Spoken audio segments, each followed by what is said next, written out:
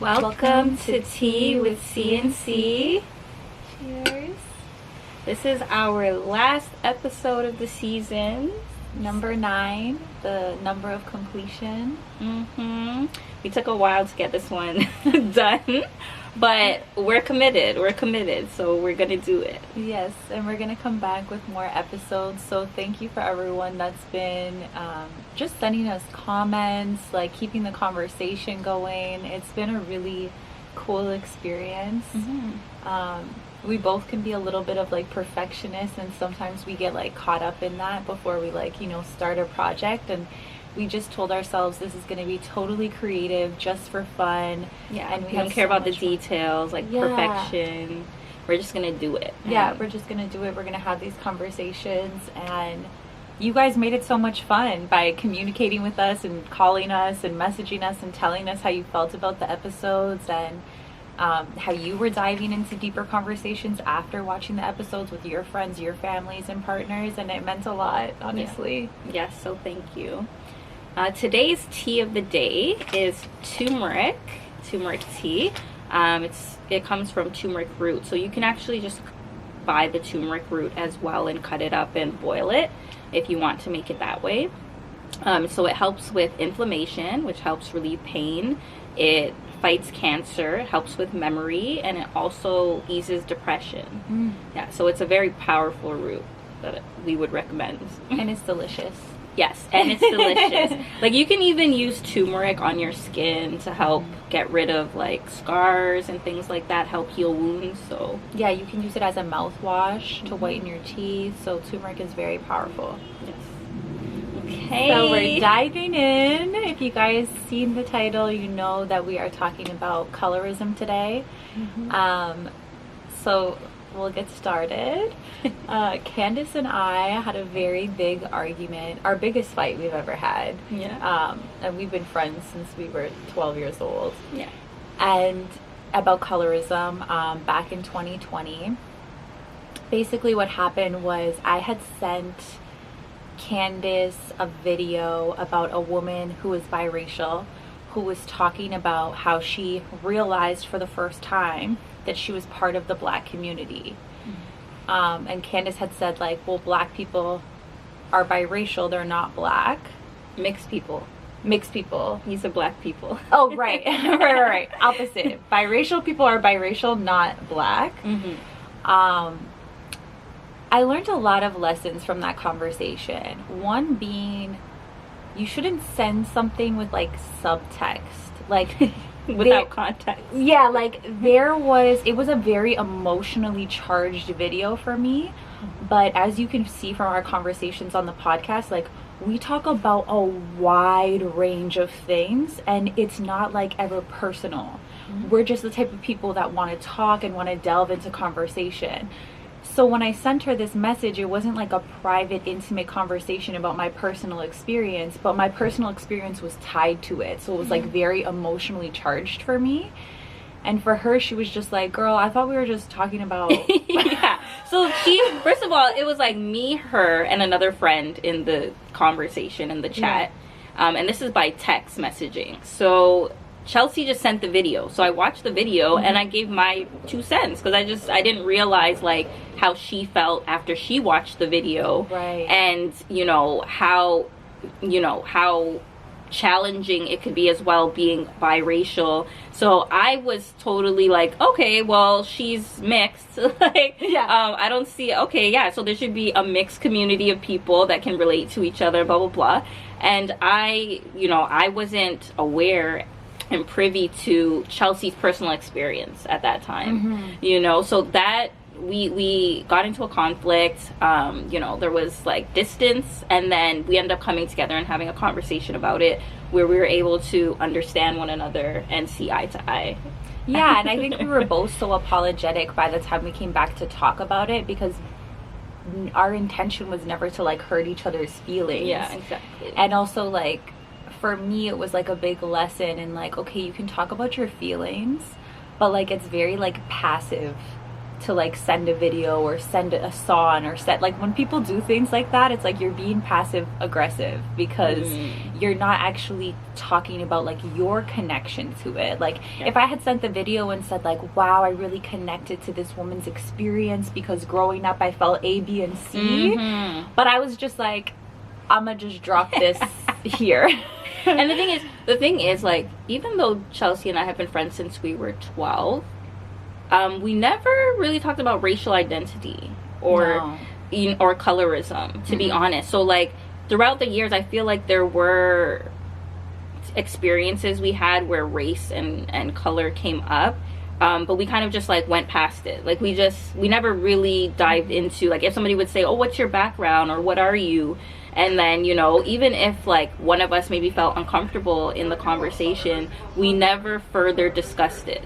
Yeah. You know, so I feel like it was kind of like an elephant in the room that finally we confronted. Yeah. And the thing is, like, that has a lot to do with my upbringing, because my father is a black man who is white passing. His father and his grandfather and his mother and his grandmother, they're all white passing. They're all very fair skinned. And because his father was not in his life, and I don't want to get too much into it because I know it's like a sensitive topic within my family, but just basically he was not totally aware of his father's racial identity until he was much older, and I found like pictures and etc. of his father, birth certificates, all those kinds of things. On my mom's side of the family, she grew up in a family where there was quite a bit of racism, but obviously you're not really confronted with it if you don't have any black people in the family. It's like not as confronting. And so how my mom raised us was very much like, we don't see color.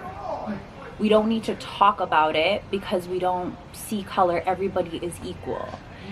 And I think that that is how a lot of people raise their children, and they don't realize how invalidating it is. Because if you don't see color, then it kind of is like, it's a little bit strange, because it's like, then how do you fully see me and my experience? Because if you don't believe that my experience is different, then how could you validate it? I think that it's difficult being biracial, in the sense that when you are biracial, you don't really belong to the black community or the white community. You belong to the biracial community, but you're not raised by biracial people. You're raised by white people and black people. And so there is a sense of you don't belong anywhere, and you're not received or welcomed by any community except for other biracial people. And even within that, it's like people will be like, oh, you're biracial, do you have a white mom or a black mom? And I've heard like many, like, and if you're thinking in your head like, what's the difference, I want you to think about like Bob Marley has a black mom, okay, and Drake has a white mom. And I know they're very different people, but if you really just think on like that level of how they are embraced by the community, it will just give you an idea. Like, if you have a black mother, they make sure that you know that you're black. If you have a black father, a lot of your identity is lost. That's my experience, and that's the experience of a lot of biracial people I've talked to. But from your perspective, in terms of identity, why is the differentiation important? Yeah, so, well, I don't think it's that important whether you have a black mom or white mom, or black dad or white dad. I think it's more so like what we concluded after we discussed race was that it all comes down to colorism, because regardless of which mother or father is black or white, or how you have black or whatever race you have that's biologically made up of. It's about what people perceive you as at the end of the day. Because if you have a black mom and a white dad, or one parent's black, one parent's white, or one parent's Indian, one's white, but you're very fair and you look white, people will just assume you're white, right? So to everybody, you're just white, you know? Yeah. But if you have a black parent, white parent, for example, but you're of darker complexion, then everybody just perceives you as black. It doesn't matter what you actually are. It's about the society's perception of you. And we know throughout history that darker skin is on the lower scale of hierarchy across, because of colonialism and all of that. And when race became a construct in North America and throughout the world, darker skin was placed lower on the totem pole of whatever it is, whether it's like wealth or social status. Usually people have tried to be closer to whiteness, to be perceived as wealthier, more beautiful, etc. So those that have darker skin have a completely different experience regardless of their cultural identity or racial identity, because of how society will treat you based on your complexion. You know, and even me as being, you know, brown complexion or whatever, I have a totally different experience than a darker skinned woman. You know, my mom's dark skin, which is why it's like, even me at first, I didn't really see any difference in anything, because it's like, my mom's dark skin, my dad's a little fairer than me, but I just grew up with both of them, loving both of them, thinking they're both beautiful, until I started getting older and realized, like, oh no, people are treated differently based on the complexion of their skin, you know? And that's all over. Like, India, people try to be more fair. The people that are more fair are usually put on TV more compared to the dark culture. Asian culture, it's all over, you know? And the thing is too about like having different experiences, and when it comes to it is, I also think that we have to be really careful when people are how people protest that. So like there's you know, creators that are like talking about like their experience now, and they'll like, there's like one famous like creator, Gloria, like she is like a makeup influencer, and she calls out products that don't work for her skin, and she's gotten like people that have said like, you know, like, oh, you're always calling out all these brands, like there's a better way to do that, and like that kind of thing. And like my argument was like, we don't get to tell people how they're going to protest and how they're going to fight colorism, because this is a society in which we're basically telling people like, yes, you're being treated unfairly, but you still need to be the bigger person. And the bigger person a lot of the time is like, shut up and sit down. Because ultimately this is something that's been going on for so long that if you are not talking about it consistently, constantly bringing it up, and it's like, yes, brands need to be called out. Yes, we need to see more diversity on television. You think that people are just going to hand that to you? Like, they're not. They're not going to hand it to you unless they are getting called out about it. And I think that it's also like, when you have fairer skin, you also have to recognize your privilege. I may have felt invalidated within my home, but I've been very validated and very had things handed to me because of my complexion. 100%. Even my proximity to whiteness, having a white mother, and the way in which I felt comfortable from a very young age to ask for what I needed or to say what I needed because I knew that I was gonna get it. Like, I didn't even realize the difference between me and my friends with a deeper skin tone in terms of like speaking up for myself. And it's like, within, you know, being black, and we know that like race is a social construct. But the thing is, there are real effects to this social construct. Right. You know what I mean? It's like, yes, we could be like, well, who cares about race? Like, it's socially constructed. Like, it's not actually real. But it's like, no, there's real consequences. Like, Black people are targeted because of their complexion, their race. You know what I mean? So we can't just act like it doesn't matter, you know?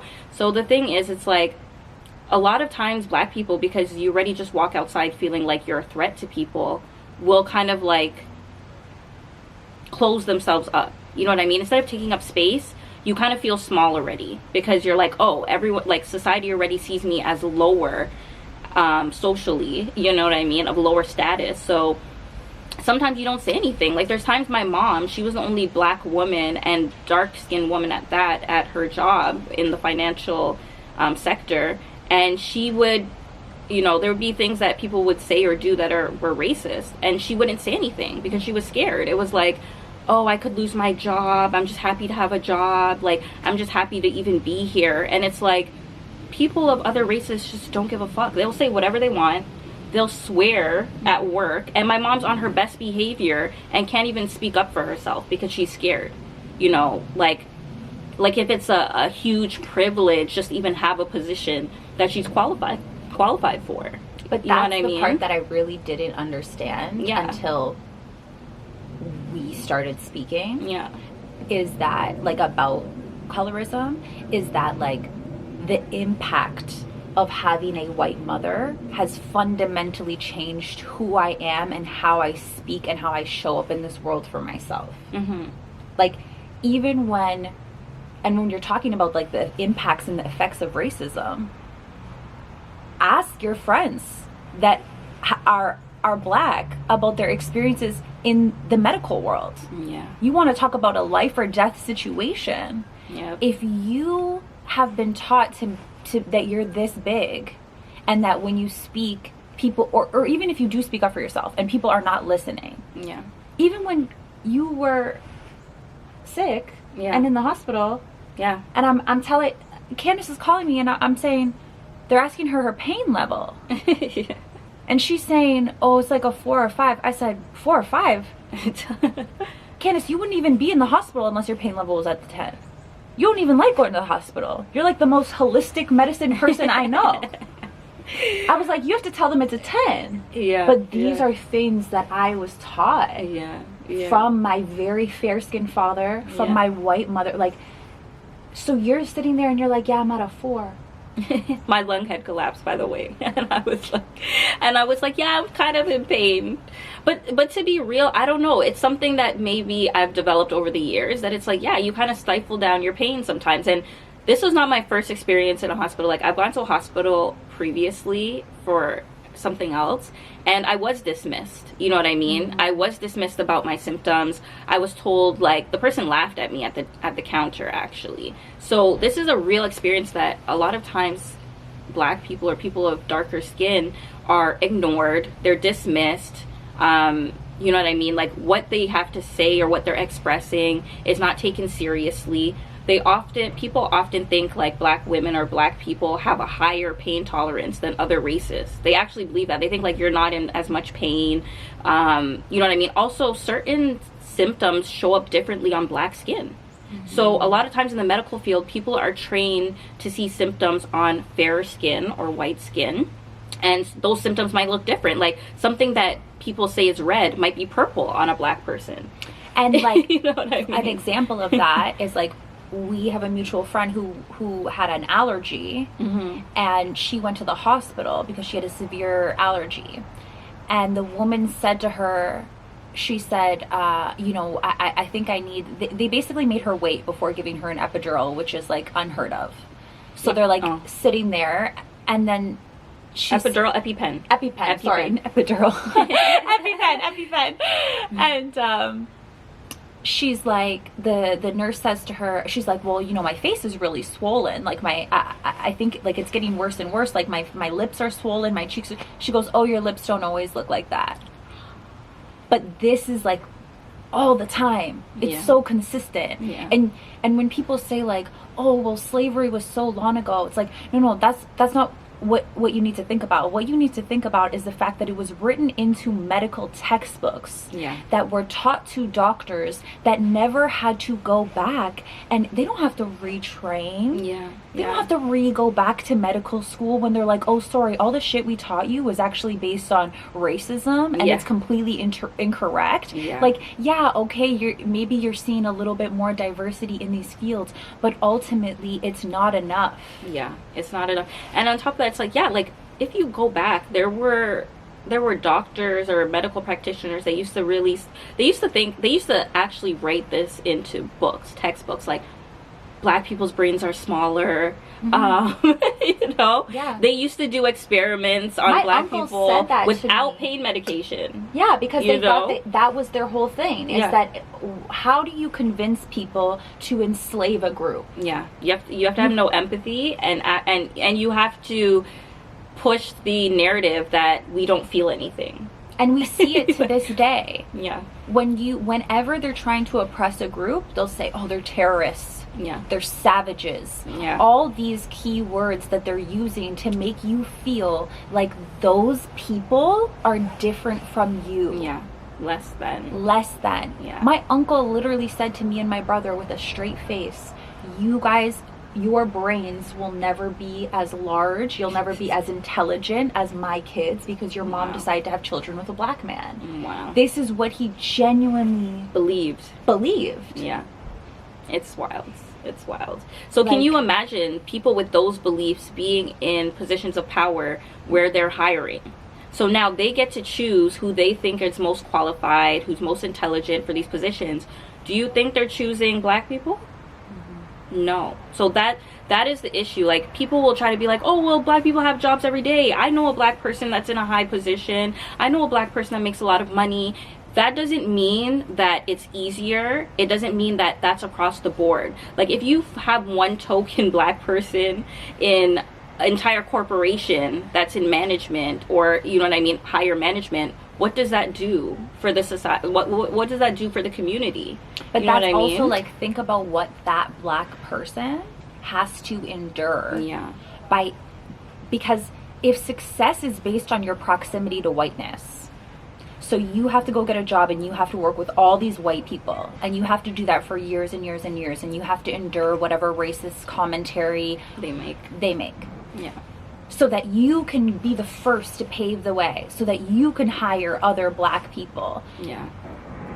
Nobody should have to endure in order to reach any type of success or to pull people, like, and sometimes you don't even get to, because at the end of the day, it's like, you may not be in a position that can where you can hire other people. You know what I mean? You might get to a certain position, but that doesn't mean, like, you're going to be the one that is able to hire other parties. You know what I mean? So, and then there's a lot of pressure. I feel like there's some Black people that get into higher positions and they actually almost take on that racism because they don't want their colleagues to feel like they're giving preferential treatment to other Black people. You know what I mean? Even though white people do it every day, but they feel like that, like, oh, you know, now I don't want to make it seem like I'm only favoriting Black people, so now I have to kind of be like them. And you know what I mean? So yeah, or is it like, you have to think about, like, if they're in a position where they can hire people and the client is white, then it's like, oh, is the client gonna perceive it as, like, too aggressive?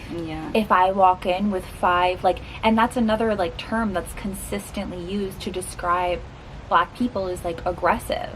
So now, not only have we oppressed an entire group of people, but we've also then stated, if you speak up for yourself, you're aggressive.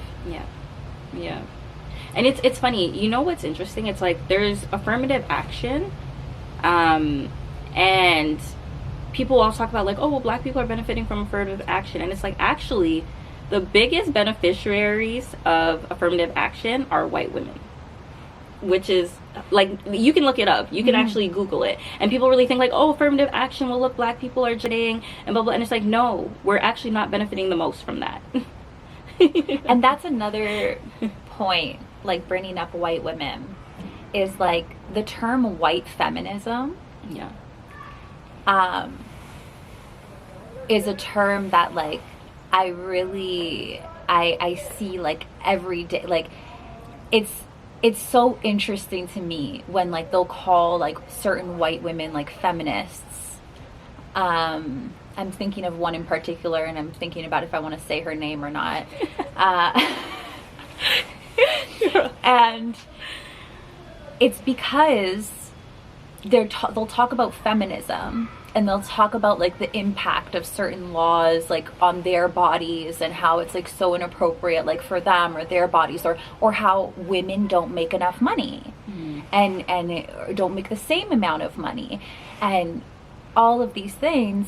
But it's like, okay, but then after, like, why aren't you talking about like how this happens every day to like black women? Like, why is this so specific to you? Like, if you have your rights taken away, you're, oh my god, like I can't believe like that this is happening. But it's like yesterday when you still had those rights, black women didn't. And the medical field still wasn't safe for them. And so I just can't stand when people speak up when it directly impacts them and then call it feminism.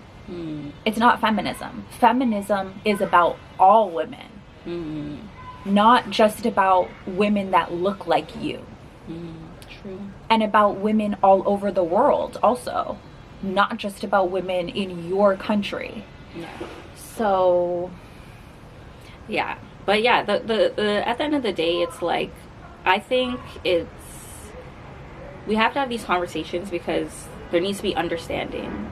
And at the end of the day, we have friends and family of all different races, complexions, friends of all different races, complexions, and everybody has their own identity. You know what I mean? They have all been raised differently. They've been taught different things. They've been implanted with different information, perspectives, stereotypes.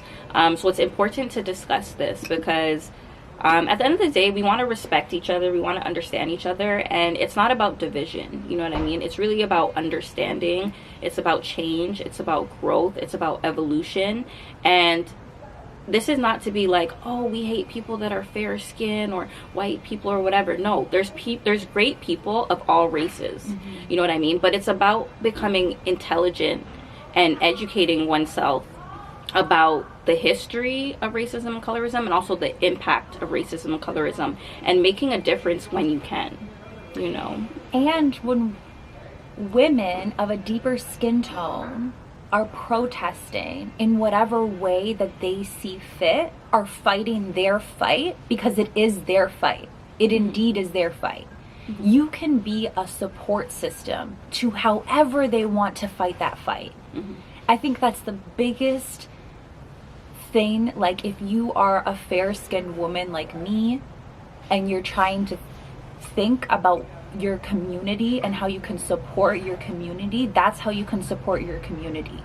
When a dark-skinned woman is talking about her personal struggle navigating through a world that is extremely colorist, it is not for you to lead the fight. It is for you to support her in whatever way she is fighting her fight. Because when you go home or you log off the internet, she's still a dark-skinned woman.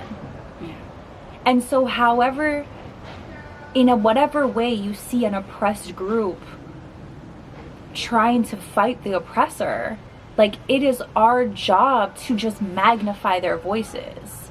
Like, it's your job to just hold the microphone. It is not your job to, you know, say like, oh, well, don't you think we should say it like this? Don't you think we should? It might come up. Shut up. Yeah. And then it's like, yeah, to that point too, also in terms of like society and hierarchy and such, it's interesting as well, because when you talk about also patriarchy, that also is very interesting, because it's like in North America, it's like those in power are actually white men. So also, like, black men also have a totally different experience when it comes to patriarchy, when it comes to wealth, success, social status. Black men are lower on the totem pole in North America, perceived, of course. I'm not saying that they have less value. But yeah, and it's like, it's very interesting because their experience and identity as well is totally different. You know, even if there's misogyny or whatever, it's like Black women have always worked. So like, we didn't have the fight with Black men to be like, oh, I need to work, I need to blah blah blah. You know what I mean? Like, Black feminism and white feminism are there's totally different goals.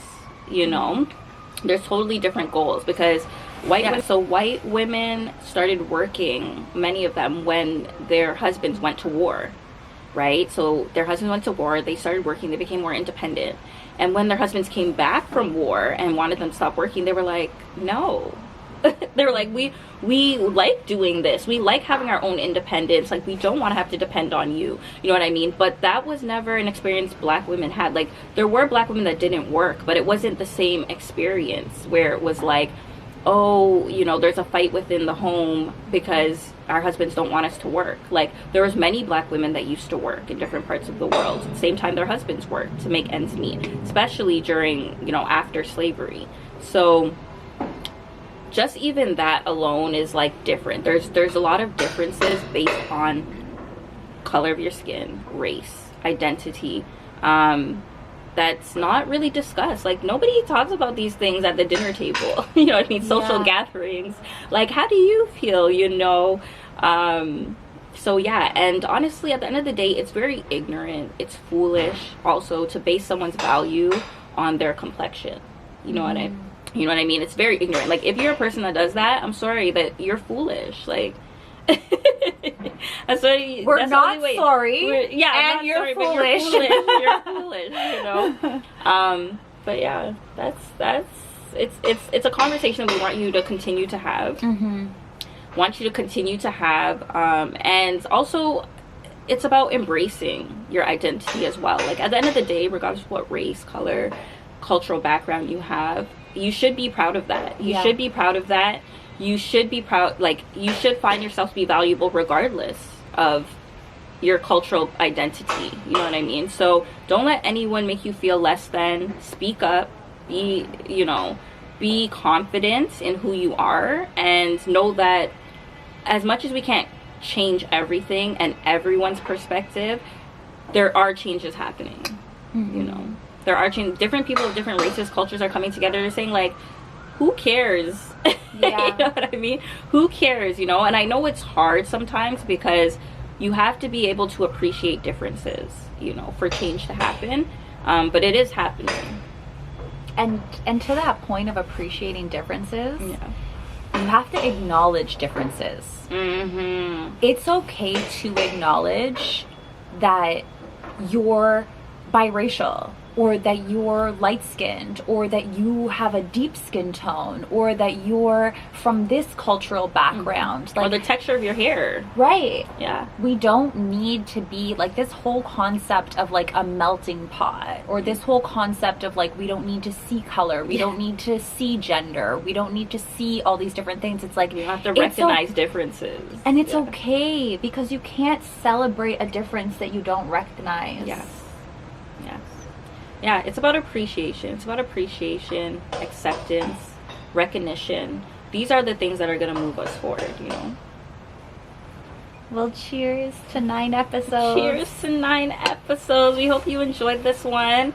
We'll be discussing if, you know, we're going to come back with another season, but we hope you enjoyed this. Yeah, if you loved it, then show us some love and give us, you know, your comments and conversation, and maybe we'll do another season. Yeah, write comments to us, you know, like, share, subscribe. We'll see you soon. Thank you. Bye.